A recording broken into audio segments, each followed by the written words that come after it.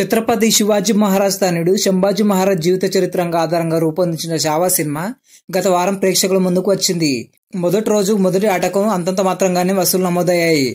Advance బుకింగ్లు నిరాశను కలిగించాయి. కానీ సినిమా మొదటి రోజు మొదటి ఆటకు వచ్చిన స్పందనతో రెండో షో నుంచి టికెట్స్ కట్ కావడం మొదలైంది. మొదటి రోజు ఓవరాల్ గా డీసెంట్ ఓపెనింగ్స్ రాబట్టింది. మొదటి వీకెండ్ పూర్తయ్యేటప్పటికి 200 కోట్ల వసూలును చావా సినిమా రాబట్టిందంటూ అధికారికంగా నిర్మాతలు ప్రకటించారు. చావా సినిమాకు రోజు రోజుకు ఆదరణ పెరుగుతుంది. సాధారణంగా హిందీ సినిమాలకు తెలుగు రాష్ట్రాల్లో పెద్దగా వసూళ్లు రావు.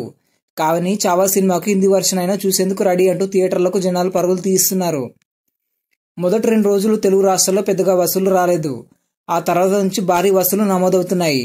ఇతర రాష్ట్రాల్లోనూ అదే పరిస్థితి కనిపిస్తుంది.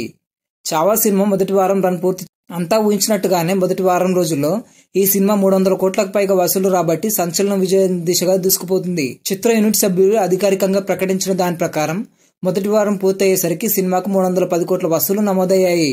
ఇండియాలో 225 కోట్లకు పైగా వసూలు రాబట్టి విదేశాల్లో చావా సినిమా దాదాపు 85 కోట్లకు పైగా వసూలను రాబట్టి సంచలనం సృష్టించింది.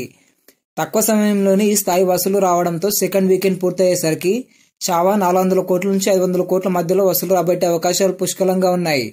హిందీతో పాటు సౌత్ భాషల్లో సినిమాను డబ్ చేసి ఉంటే వసూళ్ల పరంగా సరికొత్త నంబర్స్ రికార్డ్ అయ్యేవి. సినిమా మొదటి వారం రోజుల్లో 310 కోట్ల వసూలును రాబట్టడం సంచలనంగా మారింది. ఈ నెంబర్ చూస్తుంటే మతిపోతుందని బాక్సాఫీస్ ట్రేడ్ వర్గాలు చెబుతున్నాయి. రేపటి నుంచి వీకెండ్ కావడంతో వసూళ్లు ఒక రేంజ్లో పెరిగే అవకాశం ఉంది.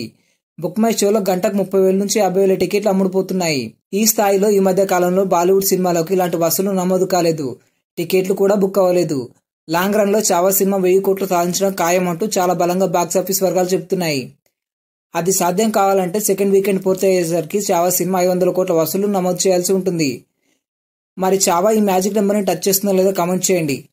మన టాలీవుడ్ లో చావా సినిమా తెలుగులో లేకపోయేసరికి మన వాళ్ళు హిందీలో కూడా చూడడానికి రెడీ అవుతున్నారు.